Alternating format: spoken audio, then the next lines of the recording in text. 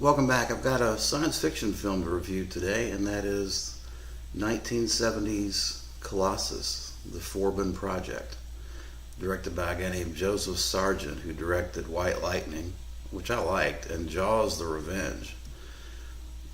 This is a Universal film that was released. This is a Shout Factory release, I believe. And it's a cautionary tale of nuclear weapons and what happens when mankind possesses nuclear weapons. Essentially, what you've got here is a supercomputer, Colossus. The United States has gotten a supercomputer that basically makes all the decisions regarding nuclear missiles, what to do with them, and as things might be expected in a science fiction movie like this, the computer does more than just take over the nuclear missiles. He takes over the lives of the human beings. And you've got the interplay between the Soviet Union, who has their own supercomputer controlling their missiles, and the United States.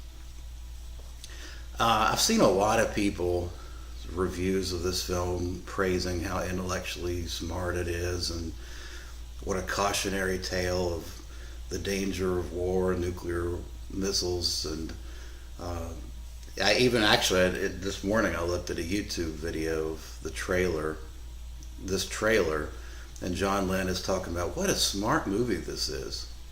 What a great cautionary tale, and what an intellectually smart movie this is. Well, I'm in the minority.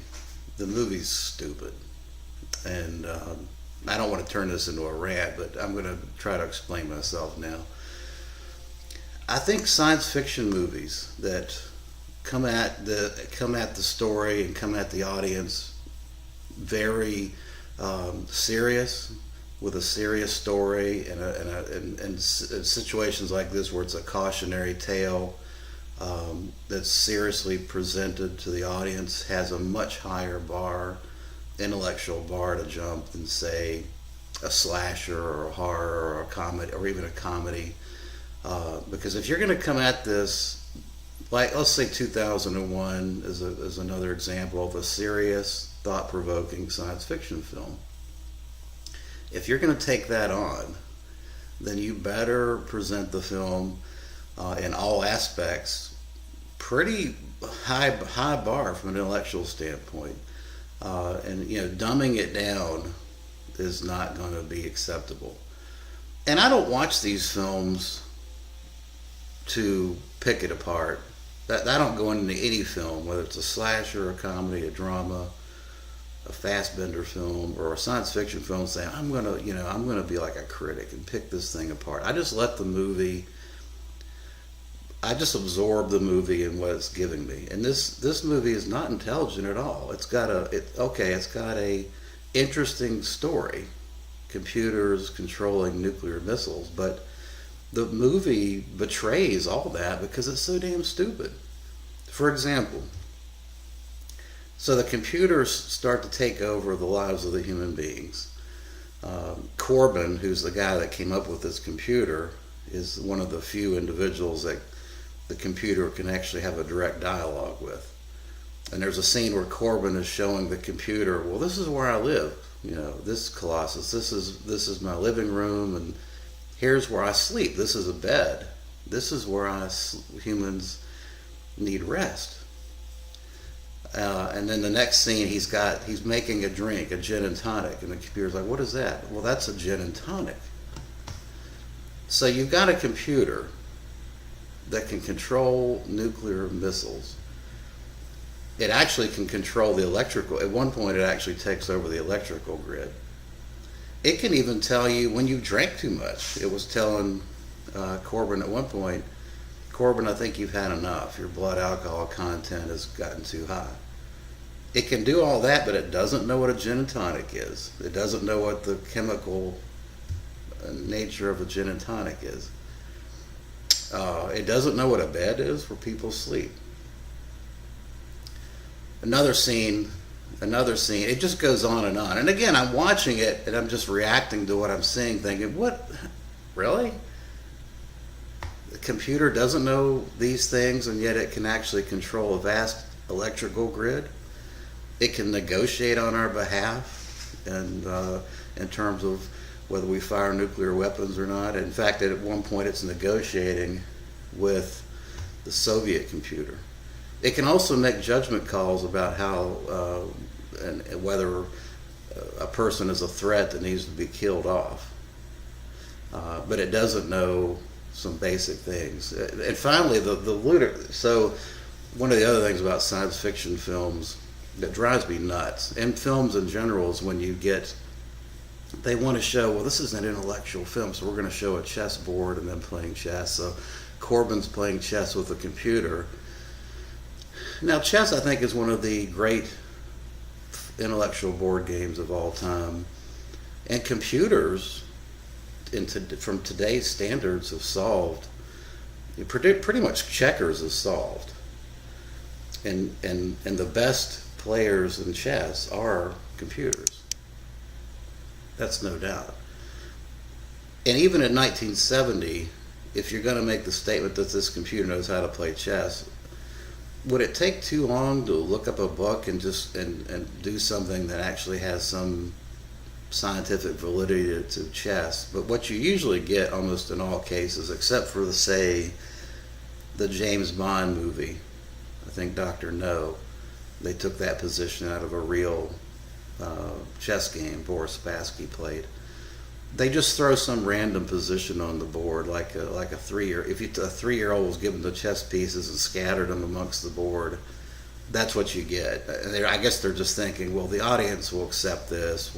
This is an intellectual film, and no one's really going to question this. Well, if you're going to present yourself as a intelligent, serious intellectual drama, you better have all your act together, because these things start to eat away at the underside of what you're trying to present.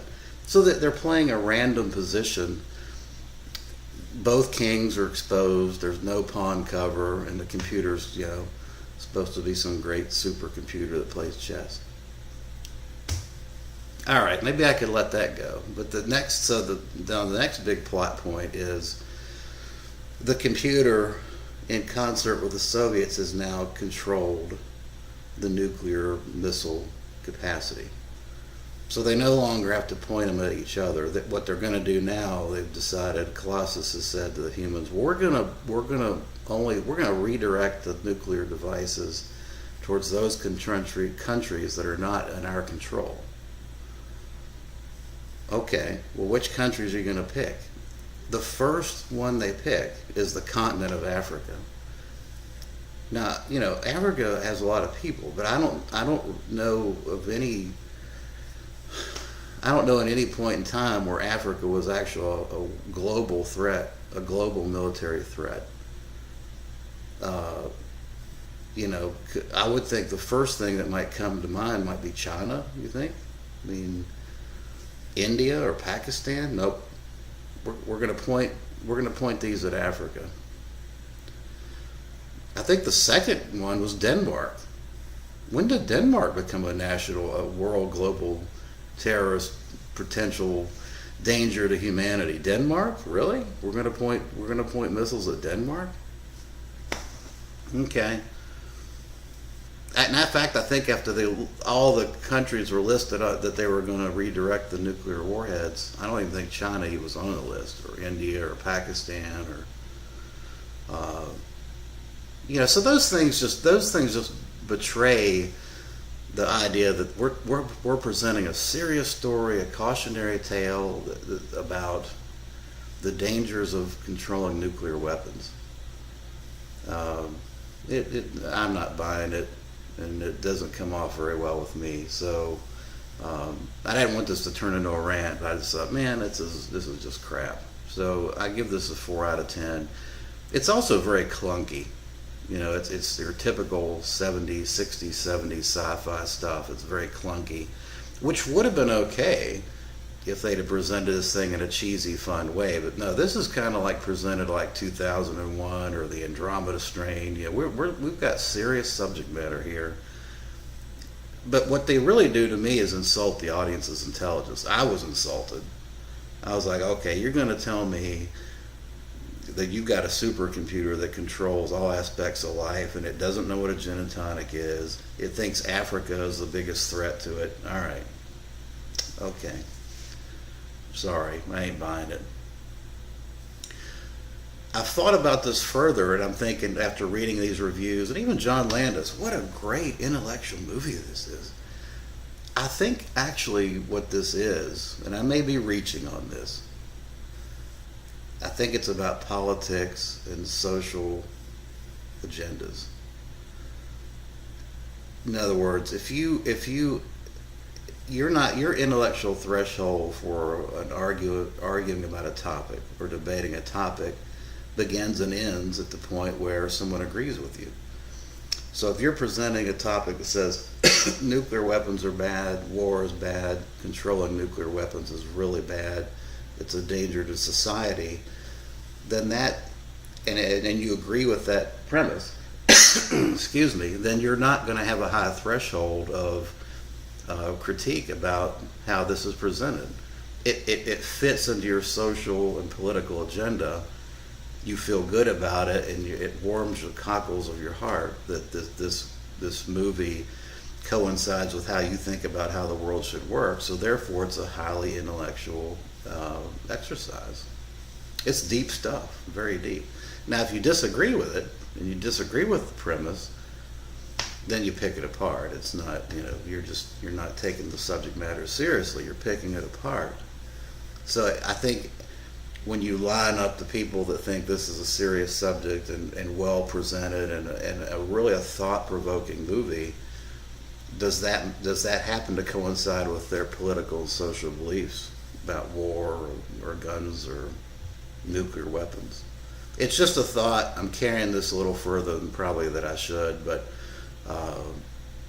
knowing that it's a Hollywood movie, knowing that kind of the political motives of how people think in that respect, and the fact that this agenda of this movie and what it's trying to say coincides with a lot of the Hollywood thought. You don't really, the bar is very low on all the intellectual fine points of the story when you actually agree with the agenda that it's presenting. So, at any rate, I think I still would say check it out, give it a watch. This release has an audio commentary, which I definitely look forward to listening to, and it's got some reversible artwork. So the rant is over. That's probably as much of a rant as you're ever going to get from me. I mean, it's not. I don't. I mean, I don't get to the point where I'm so upset about a movie that I'll throw shit or, that's just not me. It's not my personality. But I'm going to break it down based on what I think is really going on here, even if I'm wrong or you disagree. All right, if you've seen the film and you have some thoughts about what I presented today, feel free to leave a comment. I'd like to hear it. Appreciate you watching. Thanks.